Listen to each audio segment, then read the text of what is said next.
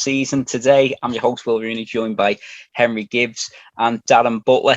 Darren, I'm going to come to you first because I haven't spoken to you for a while. Everything all right across the Irish Sea? You coping all right? And have you enjoyed the flat season and now going into the jumps? Yeah, all good here, Will. Yeah, enjoyed the flat season as much as I always feel the flat season just seems to be a bit longer than for me than the jump season because I'd be much more of a jump fan. But yeah, certainly enjoyed some of the big meetings in the flat. And the good news over this side of the water is that we can start attending race meetings in any numbers now, which is good news. That comes from Friday. So looking forward to getting back on the track as well. That is very good news. And Henry, you'll be back at Aintree on Sunday, won't you, for the oldroanchase, which we'll be previewing a little bit later. Yeah, I can't wait. I feel like I haven't been to Aintree for a lifetime. It's been many years now. So even though it's just the oldroanchase meeting, it's going to feel like Ladies' Day, I think.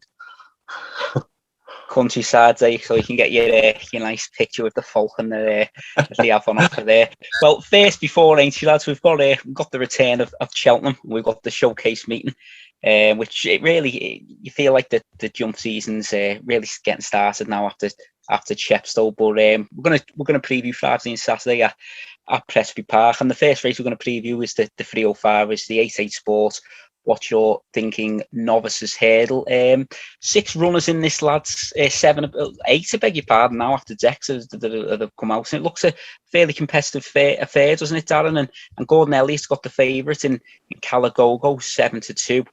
Dragon Bones for Ian Williams, 4-1. So a fairly open betting heat, you'd say. Yeah, definitely. As a lot of the races are at the meeting, which is great for a punter side. As you say, Gordon has the favourite here, and he has a number of coming over for the meeting.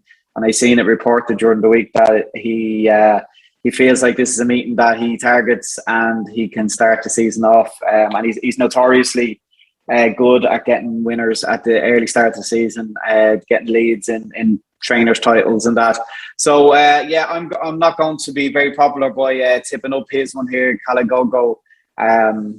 I think it looks an obvious one, to be honest with you. It's one on good ground, and at the moment the ground is forecast for good on Friday, but we know that can change. It's one over the distance, and it's a typical Gordon Elliott horse who's fit from summer jumping. He often has these horses that come out at the start of the season, and they can roll off a number of wins following the summer jumping, and he just looks the type that could do it.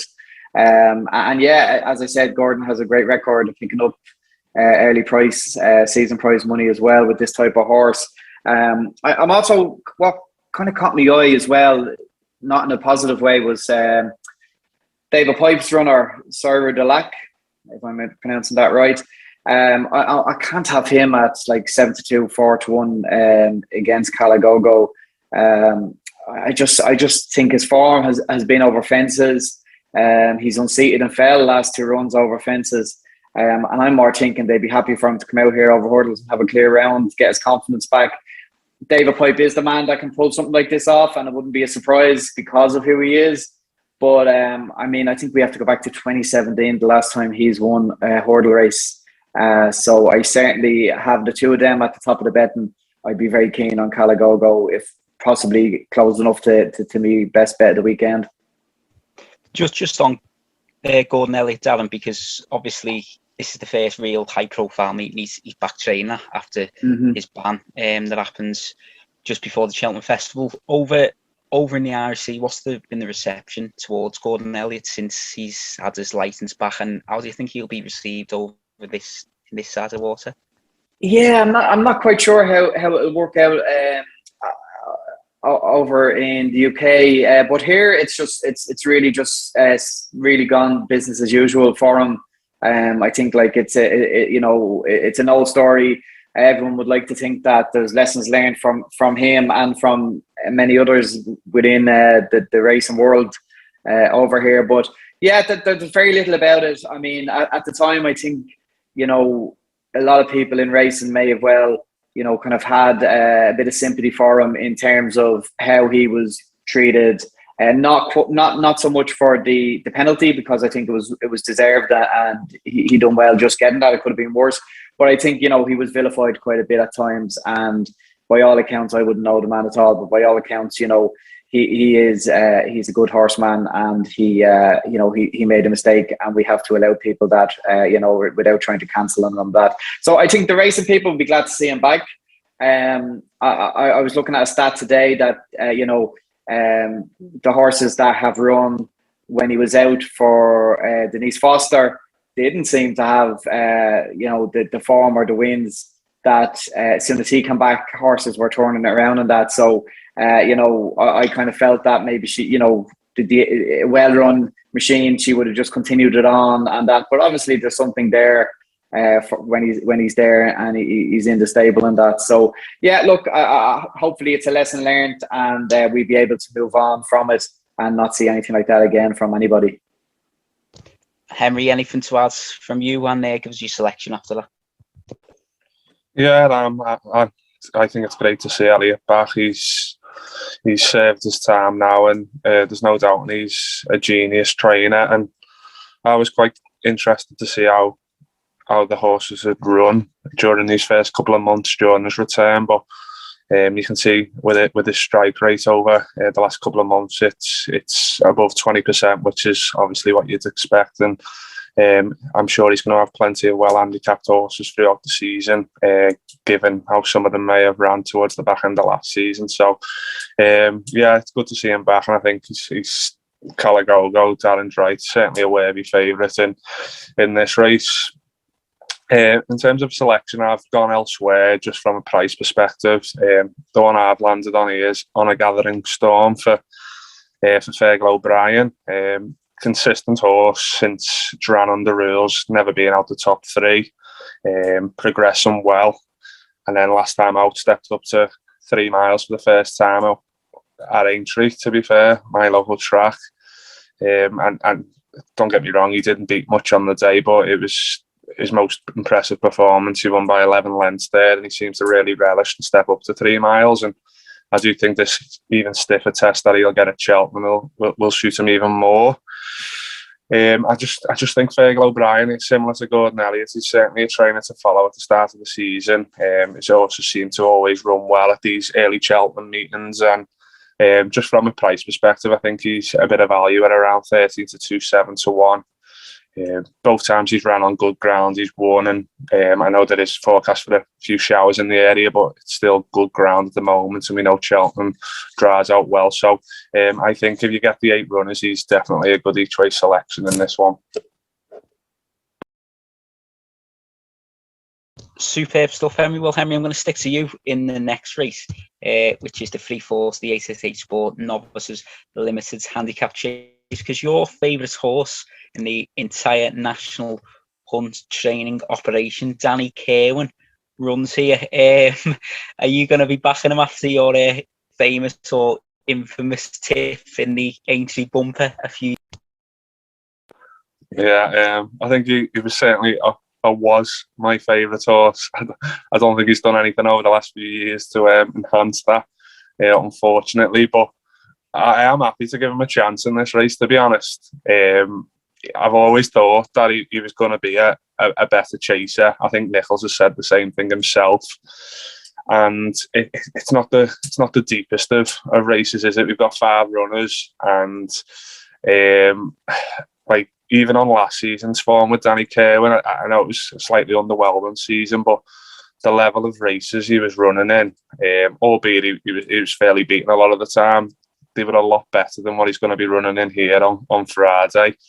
I think it's interesting that he's had a first time wind operation, so I don't know if there was something maybe niggling him there, because he seemed to be travelling well in his races, but his finishing effort was often pretty tame. So he's now an 8-year-old. Hopefully, touch wood, he can stay injury free, and I just think this is probably an ideal starting place for him. 2.5 miles, which is his optimum trip in my opinion, and again, there's not a lot to beat in this, so I'm sure Connections will be hopeful of a big run, and hopefully he can finally put that promise from his bumper to good use a few years later.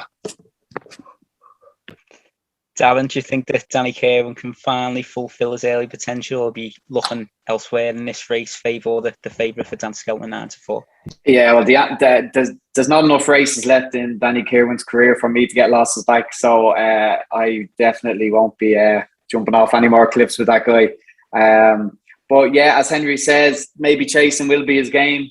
I know at the very originally they really fancied him as a top class hurdler, but how many have gone down that road and changed over the fences? I need to see him win more than once over fences to be convinced, to be honest with you. Yeah, again, favour for the Skeltons. He has a novice chase win 2 weeks ago. He's fit. He was a decent hurdler, winning 5 last year. And he was beaten only 6 lengths by the shunter, which is pretty good form. He does have top weight, but there's a reason for it. He does have that bit of form. He does have fitness on his side, and I just think today Friday could be his day. I really need to be convinced on Danny Kirwan. I really want that horse to do well, but I'll take a back seat, and if I'm going to have a bet, it's definitely for the favourite, who is favour for the Skeltons. Brilliant stuff, Darren. Well, the last race on Friday that we're going to preview is the 4:45, the Abu Dhabi Digital Exchange Handicap Hurdle. And Darren, for me, looking at the betting, St. Sonus went off second favourite for the Paddy Power last season. 8-1 here. Am I going to be a fool to back him, do you think? Or do you think I've got a little shout there?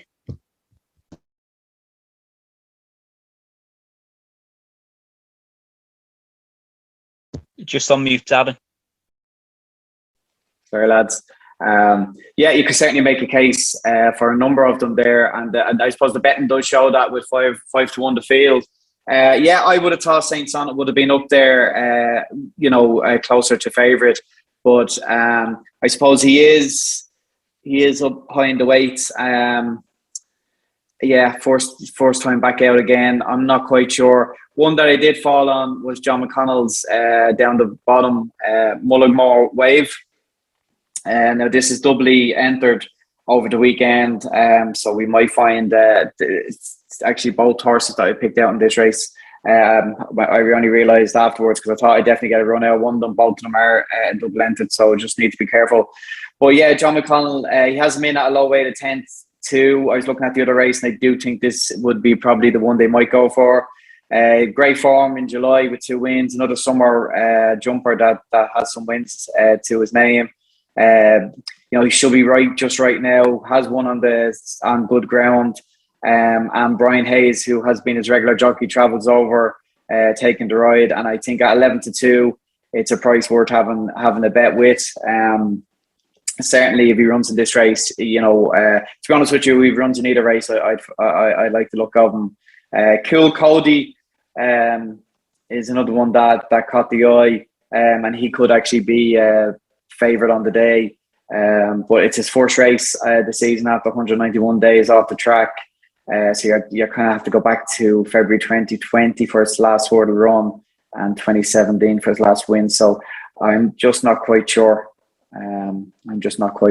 He's also actually entered in the old Roan, which we're going to discuss later on as well, I think. But for me, Mullaghmore Wave would be the bet. If you can get anything around 11-2, 5-1, with a bit of luck, he might drift on the day. Henry, it's an open affair, isn't it? Have you got anything that you really fancy, or are you a little bit tentative? Well, I think you've seen my notes before we started here, Will, because it was Saint Sonnet for me, based on what you were saying. Really, he was well fancied, wasn't he, for the Paddy Power? He was.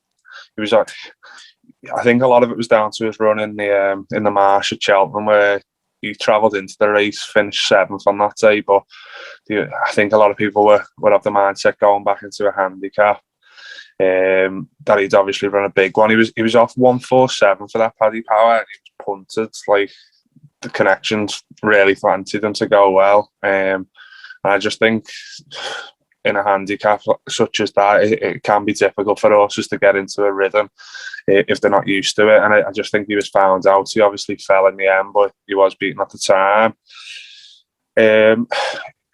Obviously, he ran he has been disappointing, but he ran his best race that he's since the Marsh last time out at Ayr, back over hurdles where he finished third that day.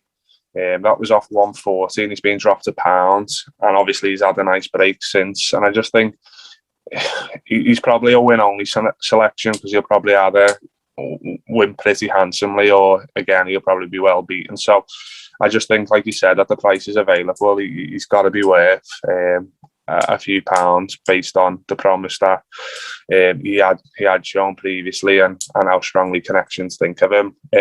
With Cool Cody, as Darren touched on, him, I don't know if maybe this is just to blow the cobwebs away with him, obviously running over hurdles because he's a much better chaser. So I'm sure there's a few big handicaps at Cheltenham they'll be looking to line up in. So I don't know if this is just to blow the cobwebs away, but if they let him get loose on the fronts, then again he could prove tough to catch. But it'll be small selections, but it will be Saint Sonnet for me. Completely agree with you, Henry. Completely agree. Right, we'll rattle through a couple of the races on the Saturday, lads. There's no declarations out yet, so it's a little bit of guesswork, but we'll do our best to come up with what we fancy. And the first race we're going to preview is the 255, which is the Matterson Holden Hurdle for 4-year-olds. And there's a couple of interesting entries here in the Henry. Zanahiyr obviously went off favourite for the Triumph Hurdle at the Cheltenham Festival in March, finished fourth, and Tritonic for Alan King finished fifth. Do you see either of those running? And if they did have a head-to-head battle, who would you fancy?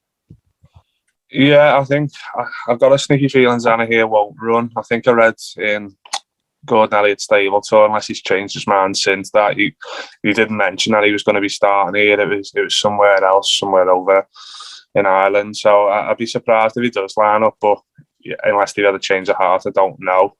But to be honest, I think this is, if he doesn't show up, it's just a penalty kick for Tritonic.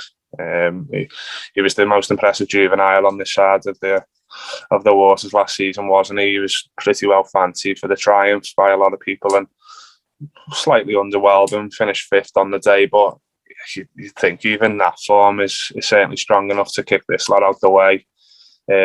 Stephanie Causeway is one that is jocked up for the Skeltons, but he's being hammered by Tritonic at the start of the year at Ascot, beating 34 lengths. I know things can change, but I think with Skeltons, they have started the season pretty slow. The strike rate's fairly poor. Looking at the last 14 days, 2 winners out of the last 30 runners, 7%, and I'm sure as the season goes on, that's only going to improve. I think a lot of his horses are going to be needing a run, and this may well be the case with him. If he does go off like a cat, it'll probably only help Tritonic anyway. So, like I said, it's probably going to be a no-bet race because Tritonic's going to be a sure price favourite if Zanahiyr doesn't run, but you'd be shocked if he got beat. Okay, with that, Alan, don't you see Gordon Elliott bringing Zanahiyr over? Yeah, I'm not quite sure. I was hoping that he will, but listen to Henry there now. I didn't listen to the stable tour, but certainly I was hoping he would, because it would have been a cracking race, even if it was just a matchup. If he does run, I fancy him to confirm the Triumph Hurdle placements with Tritonic. And I mean, they went over the flat with Tritonic there the last couple of races, and he wasn't pulling up any sticks really. But I would certainly take 13 to 8 Zanahiyr if I could get it against 6 for Tritonic. But if Zanahiyr doesn't turn up, it just has to stay in his feet, and I think it's Tritonic's race. Yeah, I can't have any of the others really. As Henry said, Tritonic beat Stephanie Cruz in 34 lengths, and I can't see that getting any closer to him. So it'll be Tritonic for me if Zanahiyr doesn't turn up. Well, it might be a short field in that race, but hopefully the 3:30 isn't, which is the 8/8 Sport handicap chase. Won last year by Rouge Vif, who was so impressive and absolutely romped home, didn't he?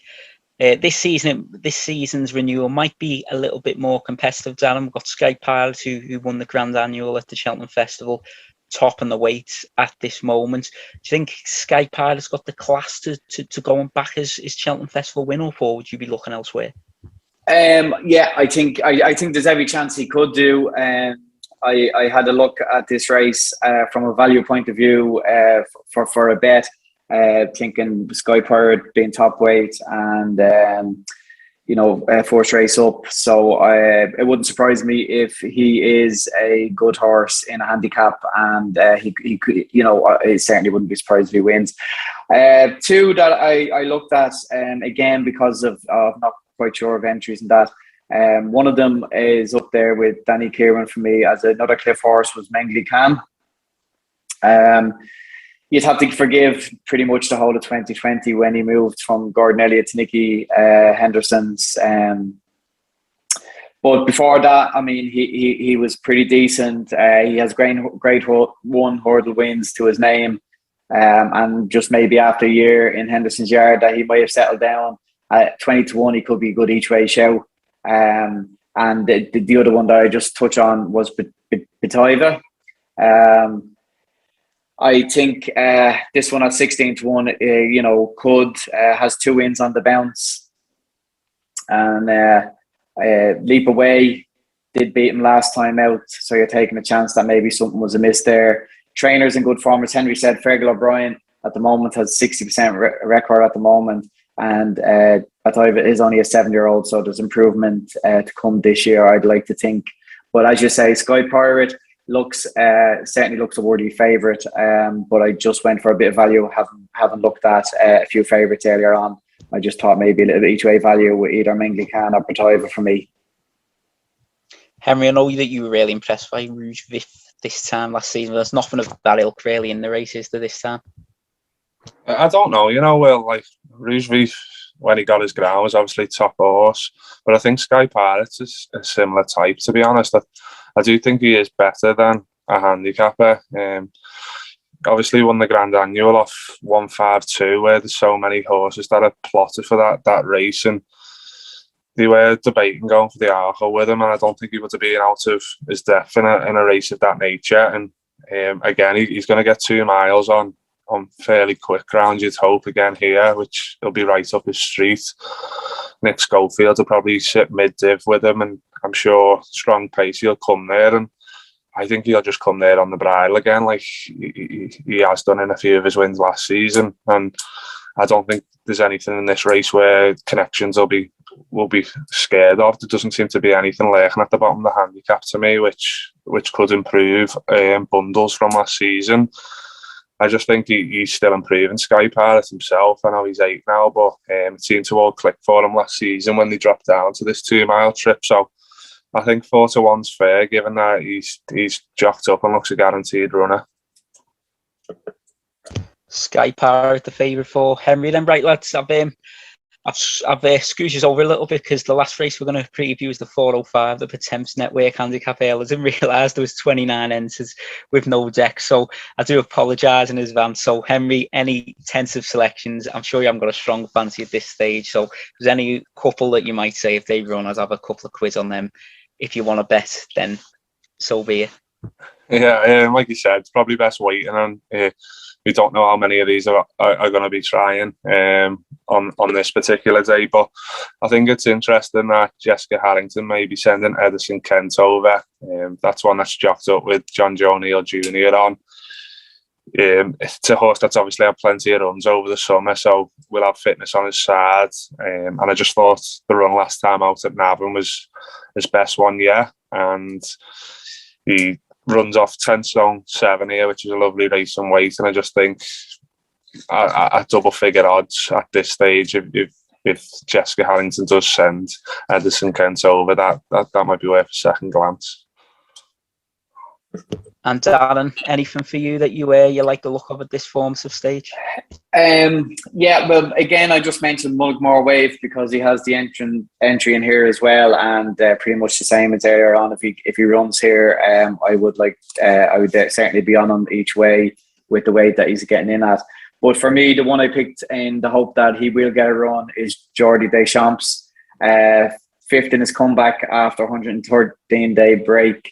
And he went off favourite, so they were obviously hoping for something good from him. His jumping wasn't great, but you'd forgive him that if he was a bit rusty coming back. It was the same grade race as we're getting here, and I think 14-1 is a good price each way, and if we get a big field, be worth shopping around for maybe force 5 or even force 6, depending. But it's a difficult race to look at the moment. But that's where I would be looking at the moment. Yeah, Jordi Deschamps each way. And Darren, anything else on Saturday either at Cheltenham or elsewhere at Doncaster or Newbury? No, to be honest with you, I had a good look and nothing was catching the eye, and I didn't want to just pick anything for the sake of it. I kind of concentrated on the races that we spoke about, purely just to kind of take a bit of time with some of the fields and that. I know Gordon has one on the Friday. If I can just find it here, that I heard him speak about, Off Your Rocco. He's in the first race Friday. He's pretty poor. He's 11-8, so he'd be taking a chance. But he did seem keen on him. He's up against a JP horse there. But look, it'd be interesting to see how he runs the first race, to see how his string are, and if he gets him off the mark, it could be a good weekend for him. And Henry, anything for you? Yeah, it's more of the race itself. The 440 on a Saturday has potential to be quite a decent novices chase, to be honest. You've got Duzzy now for Bailey, who's done us a lot of favours for the Al podcast around this time last season. He could be a fairly decent chaser. And you've got the likes of Barbados Bucks and Oscar Elite, who I was excited to see go chasing, especially Oscar Elite, given that he come second in the Albert Bartlett at Cheltenham last season, and then he obviously went to Aintree and finished a good third. So he brings good 3 mile novice hurdle form from last season to the table, and I'll just be curious to see how that form translates over fences, to see if them type of races are worth following throughout the season. Brilliant. Well, lads, we'll wrap up by previewing the 3 o'clock at Aintree on Sunday, which is the Old Roan Chase, which Henry's going to be live and spectating after he's had a few pints of £6.50 Carlin, I'm sure, at the track. Henry Nuttwell, last year's winner, goes and defends his crown. All Mankind for Dan Skelton obviously ran in the Arkle last season. He's entered and stepped up and tripped from his Cheltenham run. A couple of other runners in there that we all know about, like Fusil Raffles. What do you fancy in the race? It's always a hard one, I find, this race, because you don't know what horse its proverbial Gold Cup is today and what's got future plans for the rest of the season. This is a bit of a warm-up. Yeah, definitely will, especially with it being a handicap chase. It just throws a little bit of a spanner in the works as well, doesn't it? But I don't know if there is prices up for this yet, but I'll be interested to see what price last year's winner was. Nuttwell won the race last year off mark of 155, so he's only £4 higher for it this year. We obviously know he acts at the track, having won the race last season, and he's going to be staying on well. You'd expect All Mankind to set a strong pace, and Nuttwell is a strong stayer at this 2.5 trip. He stayed on well to get up close home last season. So I haven't had a proper good look at the race, but I would be curious to see what price he is, because given the connections trained by Anne Hamilton, he may well sneak under the radar again. He went off a big price last season, and I'm hopeful with the likes of All Mankind, Fusil Raffles likely to be lining up, you might be able to get a fairly decent price on Nuttwell. So like I said, off 159, I can certainly see him being at least in the frame, and like you touched on yourself, you don't know who's going to be targeting this type of race, but you'd expect him to be targeting again if he won it last season. And Darren, your selection, where I'm talking about £6.50 pints of it, that's the bog standard over in your neck of the woods, isn't it? Yeah. I tell you, I totally agree with Henry here. I like Nuttwell. I went through them, and it looks a really competitive race. It looks like a really good renewal. And as you say, it is one of those races that, this could be somebody's big day. But I did like Nuttwell, and just say, Henry, you can get 11-2 and 4-1 are the two prices that I got today. Looking at it, fair enough. Yeah, that's it. Yeah, absolutely. I was expecting lower than 4-1 myself. So when I say 11-2, I think it's a great value. I think obviously All Mankind probably gives you that kind of price with him in the field. But I had a look back today because a year ago so much has gone on. in racing. And I look back on the race from last year, and like he was really gutsy. He stayed right to the line under that top weight. And I think it'd be hard to see him being beaten, or at least he will be thereabouts at 11-2. Just itchy feet also got placed in that, and he is getting £6 from him. And being the younger horse in that, you know, you wouldn't be surprised if he gets closer to him as well. The one thing I would have on itchy feet is he doesn't seem to have that winning habit. He doesn't seem to get his head just in front. But he has run very well, and as I said, you know, he may improve this year. All Mankind, I'll wait to see how he does before I'd be looking at investing in him. He obviously was no match for Shiskin in the Arkle, and if he shoots off here in front, he could just set it up for the likes of Nutswell or Itchy Feet coming on. Although he will be fit at All Mankind, but I'm just not convinced on him. So yeah, like Henry, I think Nutswell could well be the bet here, and this could be his Gold Cup again this year. Let's not forget he finished second in the Melon Chase as well, which is no mean feat either, isn't it? A Grade 1 affair. So I completely agree with you guys. Right, lads, we'll move on to your best bet and your next best for a lucky 15. Darren, we'll come for you for your selections first. I'll go with Calagogo on the Friday as best bet, and next bet I'll put in the outsider that I picked earlier on, Jordi Deschamps. I think he could be a decent each way bet if it's an each way bet we're doing. And Henry, your best bet and your next best. Yeah, I think my best bet of the weekend to be Sky Pirate. Like I said, I just think he may be a lot better than this lot, and White No Object. And next bet will probably be Nutswell, especially at the price Darren's just advised there. He's also had the run 3 weeks ago, Nutswell, which he's won, so he'll be fit as a flea for this. So they'll be my two best bets this weekend. Brilliant stuff, lads. Well, thanks very much for joining us. You've been listening to the On and Off podcast. Make sure you check out otnsports.co.uk for all your best bookmakers offers and tips on horse racing, football, golf, and many more. And make sure if you're having a bet this weekend, gamble responsibly and be gamble aware. Join us next time. Goodbye.